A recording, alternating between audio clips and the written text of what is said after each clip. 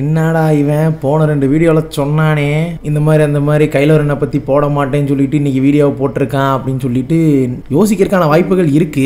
ஏன்னா கைலோ ரென்னை ஏற்றுக்கிற அளவுக்கு கூட நம்ம ரேஸ் ஸ்கைவாக்கர் யாரும் ஏற்றுக்கலைங்க. அதனால நம்ம ஏன் அவரை ஒதுக்கணும் அப்படிங்கிறனால தனியாக ஒரு வீடியோ போட்டுருவோம். ஏன்னா கண்டிப்பாக அந்த காமிக்கு மூவி கனெக்ட் பண்ணி பார்க்கும்போது சில பேருக்கு இவ்வளோ பெருசாக போய் அண்டர்ஸ்டாண்ட் பண்ணுமான்னு கூட தோணலாம் புது ஆடியன்ஸ்க்கு. அதனால தான் இவரை பற்றி தனியாகவே 10 நிமிஷத்துக்குள்ளே பேசி முடிச்சு விட்டுறலாம் அப்படின்னு சொல்லி போட்டலான்னு முடிவு பண்ணிட்டேன்.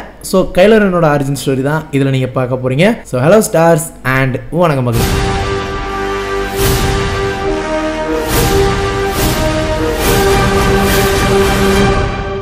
5 ABOல பிறந்தாலும் பிறக்கும்போது அவரோட பேர் என்ன அப்படின்னா பென் சோலோ அப்படிங்கிறது அவரோட பேரு. ஆமாங்க, நம்ம ஹான் சோலோக்கும் அதே சமயம் லயா ஆர்கானாக்கும் பிறந்த ஒரு பையன் தான் இந்த பென் சோலோ. ஸோ நம்ம ஸ்கைவாக்கர் ஃபேமிலியில இவருமே வருவாரு.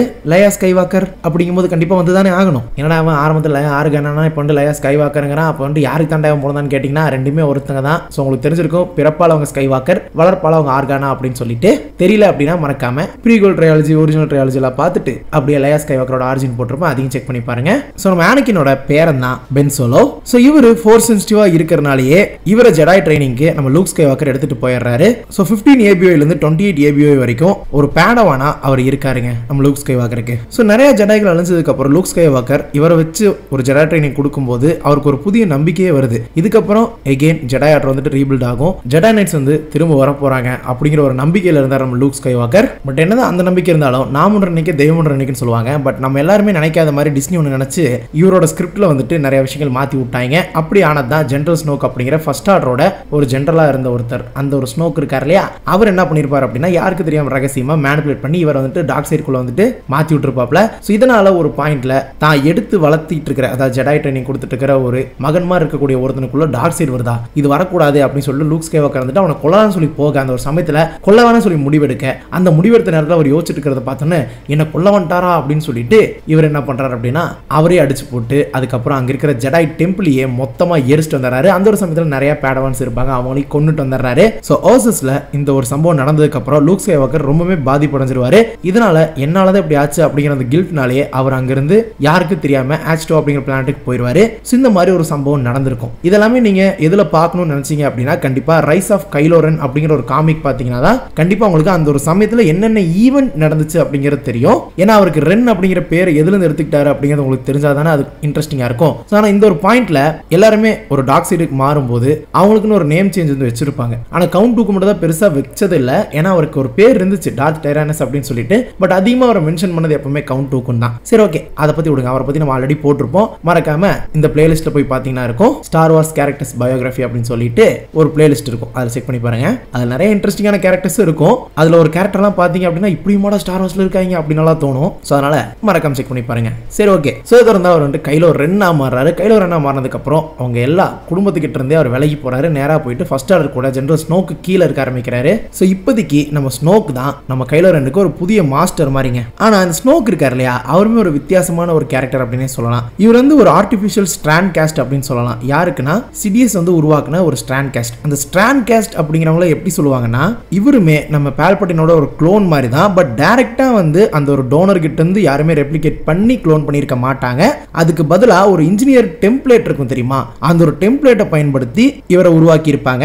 அதாவது ஒரு ஆர்டிபிஷியலான ஒரு லைஃப் ஃபார்ம் ஜெனட்டிக்கலா உருவாக்குறது தான் இந்த ஒரு ஸ்ட்ராண்ட் கேஸ்ட் அப்படிம்பாங்க. அப்படிப்பட்ட ஒரு கேரக்டர் தான். சரி, ஓகே, இவரை பத்தி வேணும்னா நம்ம தனியா பார்க்கலாம். ஒருவேளை இந்த வீடியோ பார்த்துட்டு கமெண்ட்ல கேட்டீங்கன்னா நான் போடுறேன். சோ இப்படியே போயிட்டு இருக்கும்போது தான் 34 ABOல ஃபர்ஸ்ட் ஆர்டருக்கும் ரெசிஸ்டன்ஸுக்கும் சண்டை வர ஆரம்பிக்குது. சோ அந்த ஒரு வார் மிகப்பெரிய ஒரு வாரா இருக்கு. கேலக்ஸி ஃபுல்லாமே வந்து பிரச்சனைகளா தான் இருக்கு ஒன்ஸ் அகைன். சோ இந்த ஒரு சமயத்துல ஃபர்ஸ்ட் ஆர்டர் என்ன பண்றாங்க அப்படின்னா அதுதான் இப்போதைக்கு இருக்கிற அந்த இம்பீரியல் பேஸ் அப்படின்னு சொல்லலாம், இல்ல எம்பரரோட ஒரு பேஸ் அப்படின்னு சொல்லலாம். பட் ஆனா அதுக்கு வந்துட்டு இப்போதைக்கு சுப்ரீம் லீடரா இருக்கிறது யாருன்னா நம்ம ஸ்னோக் தான். அதுவும் இந்த ஒரு சம்பவத்துக்கு அப்புறம் தான் ஸ்டார் கில்லர் பேஸ் ஒன்ஸ் உருவாக்குனதுக்கு அப்புறம் ரேய வந்து ஒன்ஸ் நம்ம கைலோ ரென் மீட் பண்ணதுக்கு அப்புறம் இந்த சம்பவங்கள் எல்லாமே நடக்கும். இந்த ஒரு டைம் பீரியட்ல தான் நம்ம கைலோ ரென்னுக்கு ரேக்கு ஒரு பாண்ட் வரது மட்டும் இல்லாம அவங்க ரெண்டு பேருக்குள்ளயுமே ஒரு ஸ்ட்ராங்கஸ்ட் பாண்ட், அதுதான் டயாடின் ஃபோர்ஸ் அப்படின்னு சொல்லுவாங்க. சோ அந்த டயாடின் ஃபோர்ஸ் அப்படிங்கிறது இருக்கும்போது அவங்களால கம்யூனிகேட் பண்ணிக்க முடியும். ஃபோர்ஸ் மூலமா அவங்களால வந்துட்டு பயன்படுத்திக்க முடியும். நிறைய உதவிகள் சொல்றேன். பர்டிகுலர் ஒரு ஷாட் வச்சிருப்பாங்க, அதாவது ரைஸ் ஆஃப் ஸ்கைவாக்கரோட கிளைமேக்ஸ்ல. அதுல என்ன ஷாட் அப்படின்னா லைட் சேபர் வந்துட்டு ஒன்ஸ் இவங்க யாரு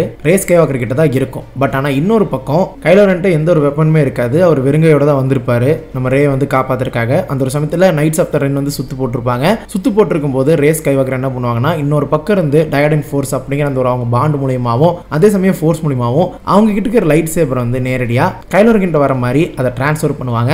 அது எந்த ஃபோர்ஸ் எபிலிட்டியில வருதுன்னு எனக்கு இன்னுமே தெரியல, அதை நானே ரிசர்ச் பண்ணணும்னு நினைக்கிறேன். அதை பத்தி வேணா தனியா வீடியோ போடுறேன். ஆனா இதை பத்தி நான் ஃபோர்ஸ் எபிலிட்டியில சொன்ன மாதிரி எனக்கு ஞாபகம் இல்ல.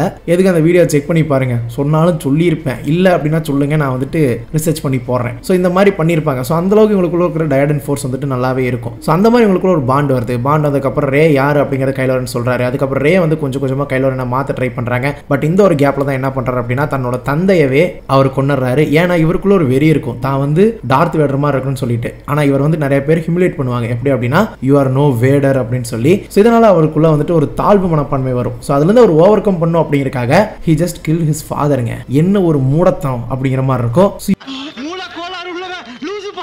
இப்படிப்பட்ட ஒரு கேரக்டரா தான் வந்துட்டு இவரை இனிஷியலா எழுதியிருப்பாங்க. ஸோ அப்படி இருக்கும்போது நம்மளுக்கு ஒரு பிடிச்ச கேரக்டரை திடீர்னு ஒரு புதுசாக காட்டின ஒரு கேரக்டர் கொல்லும் போது கண்டிப்பா அந்த சீக்வல் ட்ரையாலஜி மேல எத்தனை பேருக்கு வெறுப்பு வரும். ஏன்னா நம்ம ஒரு ட்ரையாலஜி ஃபுல்லா பார்த்தாச்சு ஹான் சோலோவை, அதை தொடர்ந்து ஒரு ஆந்தாலஜி மூவில பார்த்தாச்சு. ஸோ அப்படிப்பட்ட ஒரு கேரக்டரை புதுசா வந்த ஒரு கேரக்டர் யாருன்னே தெரியாத ஒருத்தன் அதை ரிலீஸ் ஆன டைம்ல சொல்றேன் டபக்குன்னு வந்து போட்டு தள்ளிட்டாருன்னா எப்படி இருக்குங்க நினைச்சு பாருங்க. பையனாவே இருந்தாலும் இப்படி ஒரு மூடத்தனத்தை பண்ணுவானா சொல்லுங்க. சரி ரைட் விடுங்க. ஸோ இந்த மாதிரி ஒரு சம்பவங்கள்லாம் நடந்து முடியுதா? அவர் அப்படி இருந்தா வேறாயிரலாம் அப்படிலாம் பாப்பாரு. பட் ஆனா அவர் வெறும் ஒரு பொம்மை தான், ஸ்னோக் தான் சாவி போட்டு திருகிறான் அப்படிங்கிற மாதிரி வந்துட்டு ஒரு பாயிண்ட்ல தெரிஞ்சதுக்கு அப்புறம் ஸ்னோக்கே அவர் போட்டு தள்ளுவாரு. அதுக்கப்புறம் ரே ஸ்கைவாக்கர் கூட சேர்ந்து அவர் சண்டை போட்டு எகைன் அந்த எம்பையருக்கு எதிராக திரும்புவார். பட் ஆனா இதுக்கு நடுவில் என்ன ஆகும் அப்படின்னா எக்ஸகால் வந்துட்டு போவாரு. ஏன்னா ஏதோ ஒரு பாதை அவர் எக்ஸகாலுக்கு இழுத்துட்டு போகும். அது வேற யாரும் கிடையாது, பால்பட்டின். பால்பட்டின் வந்துட்டு அங்க ரெசரக்ட் ஆயிருப்பாரு. ஸோ அதனால ரே கொல்றது மூலமா தான் உன்னால அந்த ஒரு ஜெடாயோட லெகசியை வந்துட்டு மொத்தமா முடிவு கொண்டு வர முடியும் அப்படிங்கிற மாதிரி சொல்ல. அப்படி பண்றது மூலமா நீதான் ஸ்கைவாக்கரோட ஒரு மிகப்பெரிய ஒரு சக்சஸரா இருப்ப அப்படிங்கிற மாதிரி சொல்லியிருப்பாரு. ஸோ அவர் தான் அதாவது வேடர் மாதிரி இல்ல அப்படிங்கிற மாதிரி சொல்றதை தாண்டி வேடரையும் மிஞ்சினவன் அப்படிங்கிற மாதிரி இருக்கணுங்கிறத சொல்லியிருப்பாரு. பட் ஆனா it doesn't end up as he plant அப்படிங்கிறத உண்மை. ரே ஸ்கைவாக்கர் கூட சேர்ந்து பால்பட்டின் வந்துட்டு சண்டை போடுவாரு. ஸோ சண்டை போடும்போது என்ன ஆகும் அப்படின்னா கைலோ ரென் கீழே விழுந்தாலும் இன்னொரு பக்கம் ரே ஸ்கைவாக்கர் என்ன பண்ணுவாங்கன்னா பால்பட்டினை கொன்றுவாங்க. அதாவது சீரியஸா போட்டு தள்ளிடுவாங்க. என்னதான் சீரியஸா போட்டு தள்ளினாலும் அந்த ஒரு இடத்துல அவங்க கிட்ட இருக்கிற எல்லா ஃபோர்ஸையும் அவங்க யூஸ் பண்ணனால அவங்க இறந்துருவாங்க. ஸோ அவங்க இறந்ததுக்கு அப்புறம் கைலோ ரென் வந்து பார்க்கும்போது அவர் பண்ண மிஸ்டேக் எல்லாத்தையுமே சரி பண்ணுவார். ஏன்னா இந்த ஒரு சமயத்தில் என்ன இருக்கு அப்படின்னா ஒன்ஸ் இவங்க ரெண்டு பேத்துக்குள்ள ஒரு ஃபைட் வந்திருக்கும் அந்த பழைய டெத் ஸ்டாரோட ரிமைன்ஸ் கிட்ட. ஸோ அந்த இடத்துல என்ன இருக்கும் அப்படின்னா ரேயா ஆர்கானா வந்து இறந்திருப்பாங்க, அதாவது நம்ம கைலோ ரென்னோட அம்மா. ஸோ அவங்க வந்து கடைசியாக ஒரு வாட்டி பையன்கிட்ட கம்யூனிகேட் பண்ணும் அப்படின்னு சொல்லி நினைச்சிருப்பாங்க. அதனால சாகர கடைசி தருவாயில தான் சாகரத வந்துட்டு நான் பையன்கிட்ட உணர்த்திருப்பாங்க. அந்த ஒரு சமயமே அவன் மாறி இருப்பான். மாறது மட்டும் இல்லாம அந்த சமயத்தில் ரே லைட் சேபர் வச்சு குத்துனாலுமே தப்பு பண்ணிட்டோம் அப்படின்னு சொல்லி அவனை ஹீல் பண்ணிட்டு அங்கிருந்து அவங்க கிளம்பிடுவாங்க. கிளம்பினதுக்கு அப்புறம் ஓகே அவர் இந்த இடத்துல ஹீல் ஆகுறாரு, அதாவது டார்க் சைட்ல இருந்து அவர் ஹீல் ஆகுறாரு. ஸோ ஹீல் ஆகும்போது அவங்க அப்பா ஹான் சோலோ விஷன்ல வந்து தூக்கி போட்டு போய் ஹெல்ப் பண்ணு, அந்த மாதிரி ஜஸ்ட் எம்பரர் எதிர்த்து சண்டை போடு அப்படிங்கிற மாதிரி அவரை மாத்த இந்த இடத்துல மொத்தமா ஒரு பர்சன் சேஞ்ச் ஆகுறாரு. பட் ஆனா அவர் நிறைய மிஸ்டேக் பண்ணிட்டாரு. அந்த மிஸ்டேக்ல அவங்க அப்பா இழந்துட்டாரு, இப்போ அவங்க அம்மாவை இழந்துட்டாங்க. ஸோ அவங்க அப்பாவை சாகடிக்கும் போது அவங்க அம்மாக்கு எவ்வளவு பெரிய டிசப்பாயின்மெண்டா இருக்கும். அந்த ஒரு வழி அவருக்குள்ள கண்டிப்பா இருக்கும் இல்லையா? அந்த வழியும் அது எல்லாத்துக்குமே நியாயமா இருக்கணும் அப்படின்னா இந்த இடத்துல இறந்து போன ரேக்கு அவர் வந்துட்டு உதவி பண்ணும் அப்படிங்கறத முடிவு எடுக்கிறாரு. ஸோ அப்போ அவர் என்ன பண்றாரு அப்படின்னா ஃபோர்ஸ் ஹீலிங் பயன்படுத்துறாரு. ஃபோர்ஸ் எபிலிட்டில நம்ம பார்த்தா அந்த ஒரு ஃபோர்ஸ் ஹீலிங் பயன்படுத்தி மொத்தமா நம்ம ரே வந்துட்டு குணப்படுத்துறாங்க. சோ இவங்களை பொறுத்த வரைக்கும் அந்த ஃபோர்ஸ் ஹீலிங் எப்படி காட்டியிருப்பாங்க அப்படின்னா சோ ஒருத்தவங்களை ஹீல் பண்ணும்போது இவங்களுக்குள்ள இருக்கிற ஒரு certain amount of the force வந்து அதாவது லிவிங் ஃபோர்ஸ் இருக்குல்லையா அது குறையிற மாதிரி வந்து காட்டியிருப்பாங்க. சோ இவங்க விஷயத்துல அப்படி மாதிரி காட்டியிருப்பாங்க. பட் நிறைய ஜெடாய் ஹீலர்ஸ் எல்லாம் இருக்காங்க, அவங்க வந்து ஒரு மெடிக்கல் மாதிரி தான் வந்து ஆக்ட் பண்ணியிருப்பாங்க. அவங்க ஹீல் பண்ணும்போது இப்படி குறையிற மாதிரி வந்துட்டு காட்டினது கிடையாது. மேபி அந்த ஒரு அப்ளிகேஷன் இருக்கலாமா இருக்கும், பட் இவங்களுக்குள்ள அப்படிதான் காட்டியிருப்பாங்க. பட் இந்த இடத்துல அவங்க இறந்து போன ஒருத்தருக்கு மொத்தமா ஃபோர்ஸ் கொடுக்கும்போது என்ன ஆகுது அப்படின்னா இவரோட லிவிங் ஃபோர்ஸே மொத்தமா கொடுத்துறாரு. அதனால அந்த இடத்துல கைலோ ரென் இறந்துடுறாரு. என்னதான் ரே ஸ்கைவாக்கரை காப்பாத்தினாலும் கைலோ ரென் அந்த இடத்துல இறந்துடுறாரு. என்னதான் சீக்வல் ட்ரையாலஜில புதுசா அந்த உருவாக்கின கேரக்டர் இருந்தாலும் அந்த கேரக்டர் ஸ்கோப்பே இல்லாம ஒரு பாயிண்ட்ல முடிச்சுட்டு போயிருப்பாங்க. ஏன்னா அவர் பெருசா ஒரு இம்பாக்டான விஷயத்த பண்ண கிடையாது. அப்பாவை கொண்டாங்க, அதுக்கப்புறம் அம்மா தனியா இருந்து இறந்துட்டாங்க. அப்பா அம்மாவுக்கு ஒரு மிகப்பெரிய டிசப்பாயின்மெண்ட், இறந்ததுக்கு அப்புறம் அதை மாத்தணும் ட்ரை பண்ணி அவரும் செத்து போயிட்டாரு. ஸோ அந்த ஒரு கேரக்டருக்கான பொட்டன்ஷியல் வந்துட்டு எப்படி எல்லாம் வேஸ்ட் பண்ணுமோ அப்படி எல்லாமே வேஸ்ட் பண்ணியிருப்பாங்க. ஏன்னா சீக்வல் ட்ரையாலஜில வந்து என்னதான் அது விஷுவல் விஷுவலி பார்க்க ஸ்டன்னிங்காக இருந்தாலும் நிறைய இடங்களை நம்ம யோசிச்சு பார்த்தா ஸ்டார் வார்ஸ் லோவர் எல்லாமே தெரிஞ்சுக்கிட்டு அந்த கேரக்டர் கூட வந்துட்டு ரொம்ப டீப்பாக கனெக்ட் ஆகிட்டு நீங்கள் டேரெக்டாக போயிட்டு சீக்வல் ட்ரைலஜி பார்க்கும்போது அந்த மொத்த கேரக்டரோட பொட்டன்ஷியல்ஸ் எல்லாத்தையுமே வந்து வீணடிச்சிட்டாங்க அப்படிங்கிற மாதிரி தான் இருக்கும். ஏன்னா எனக்குமே பர்சனலாக அந்த படத்தை பார்க்கும்போது பிடிக்கும். இப்போ பார்த்தாலுமே எனக்கு அந்த சீக்வல் ட்ரைலஜி பிடிக்கும் தான். ஏன்னா விஷுவலி அவ்வளோ ஸ்டன்னிங்காக இருக்கும். உங்களால் வந்து நிறைய பார்க்க முடியும். அதாவது ஒரிஜினல் ட்ரையாலஜியும் ப்ரீக்வல் ட்ரையாலஜியும் ரொம்ப பழசு. பட் ஆனால் சீக்வல் ட்ரையாலஜி வந்து ரீசெண்ட் டைம்ஸ்ல இருந்தனால விஷுவலி செம்மையாக இருக்கும். ஸோ யூ கேன் எக்ஸ்ப்ளோர் இட்டுங்க அந்த மாதிரி இருக்கும். பட் மேபி புது ஆடியன்ஸாக இருக்கீங்க, ஸ்டார் வார்ஸ் எடுத்துனே சீக்வல் ட்ரையாலஜியாக பார்க்குறீங்க அப்படின்னா யூ மே லைக், அதான் உண்மை. பட் ஒன்ஸ் நீங்கள் ஒரிஜினல் ட்ரையாலஜி ப்ரீக்வல் ட்ரையாலஜி கூட கனெக்ட் ஆகிட்டு அந்த ஒரு கேரக்டர்ஸ் கூட ரொம்ப பாண்ட் ஆகிட்டு நீங்கள் டேரெக்டாக இதில் வந்து பார்க்கும்போது நிறைய இடங்கள்ல உங்களுக்கு ஒரு டிசப்பாயின்மெண்ட் வரும். அந்த டிசப்பாயின்மெண்ட் தாண்டி நீங்கள் வந்து அதை அக்செப்ட் பண்ணிக்கிட்டீங்க அப்படின்னா அந்த படங்கள் உங்களுக்கு பிடிக்கும். பட் ஆனால் இது வந்துட்டு டிஸ்னியோட ஸ்டார் வார்ஸ் அப்படிங்கிற மாதிரி ஆனதுனால நிறைய பேருக்கு வெறுப்பு இருந்தாலும் ஸ்டில் எனக்கு அது ஓரளவுக்கு ஃபேவரட் தான். ஒரிஜினல் ப்ரீக்வல் அளவு கிடையாது, பட் ஆனால் எனக்கு அது பிடிக்கும் தான் சீக்வல் ட்ரையாலஜி.